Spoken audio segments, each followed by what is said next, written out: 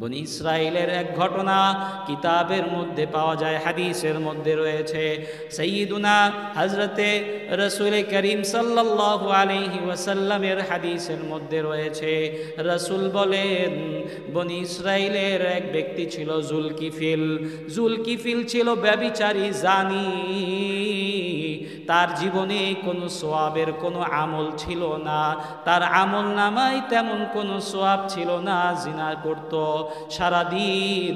সারাদিন পাপাচারে লিপ্ত থাকত এবং প্রতিদিন রাতে এক একজন নারীকে আহ্বান করত।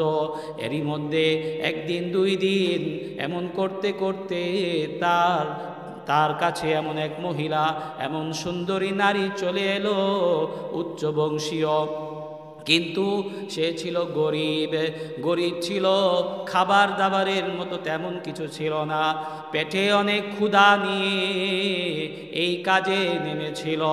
ওই কিফিল নামক ব্যক্তিটা ওই মহিলাকে 60 দিরহাম দিয়ে, কত দিরহাম? 60 দিরহাম দিয়ে, 60 দিরহাম দিয়ে তাকে আহ্বান করলো, তার ঘরে জানালো, তাকে ওয়েলকাম জানালো। ওই মহিলা যখন আসলো, কিফিল দরজা খুললো, দেখলো সুশ্রী এক মহিলা, সুশ্রী নারী, চোখ বেয়ে পানি পড়ছে, টলটল করে পানি ঝরছে। কিফিল বলল, কেন তুমি কান্না করছো? আমি তো তোমাকে টাকার বিনিময়ে এখানে নিয়ে এসেছি। মহিলা বলল, দেখো আমার ভাই, আমি তো এই কাজের কোনো নারী নই। আজকে আমার পেটে বড় ক্ষুধা, আমার বাবা মা আছে, আমার সংসার আছে, সংসার পরিচালনার মতো কোনো টাকা পয়সা আমি জোগাতে পারি না, বিধায় বাধ্য হয়ে আমি এই পথে নেমেছি। কিফিল বলল, বোন আমার, তোমার যেহেতু পেশা এটা নয়, তুমি নিজের সতীত্বকে তুমি সব সময় ধরে রেখেছ, যাও এই 60 দিরহাম যা আমি তোমাকে দিয়েছিলাম, এটা তোমার জন্য হাদিয়া। আর আমার জন্য তুমি দোয়া কইরো, এই পৃথিবীতে একজন জঘন্য মানুষ যদি থেকে থাকে, আমি হলাম সেই কিফিল। জানি না আল্লাহ আমাকে মাফ করেন কিনা, আমার জন্য তুমি একটু দোয়া কইরো। ওই মহিলা চলে গেল তার বাসায়। রাত হলো, হঠাৎ ওই কিফিলের মৃত্যু চলে এলো। সকালবেলায় কিফিলের মৃত্যু সবাই জানা হয়ে গেল, আশপাশে জানাজানি হয়ে গেল, কিফিল মারা গেছে। এই শহরের মধ্যে সবচেয়ে নিকৃষ্ট ব্যক্তি হলো কিফিল। তার জানাজায় কেউ আর আসবে না, জানাজা পড়ার মতো কোনো লোক নাই, কারণ তার মতো পাপাচারী এই শহরের মধ্যে নাই। আল্লাহ রাব্বুল আলামিন ওই কিফিলের অন্তরকে দেখেছেন, যদিও তার গুনাহটা আসমান সম পরিমাণ, কিন্তু আল্লাহ তো বড় মেহেরবান। ওই মেহেরবান আল্লাহ ওই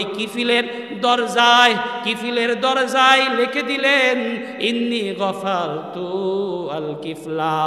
ও মানুষরা শুনে রাখো, মুসা নবী শুনে রাখো, তোমরা যাকে বড় গুনাহগার মনে করো, ওই বান্দা আমার কাছে তওবা ইস্তেগফারের মাধ্যমে প্রিয় হয়ে গেছে, যার ফলে আমি আল্লাহ আজকে তাকে মাফ করে দিলাম। বলেন না সুবহানাল্লাহ।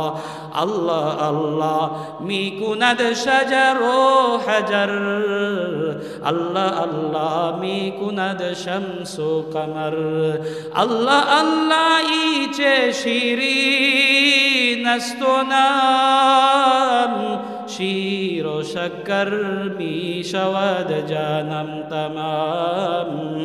ওই আল্লাহকে ডাকলে পাওয়া যায় কি যায় না? ওই আল্লাহ এখনো আছে না নাই?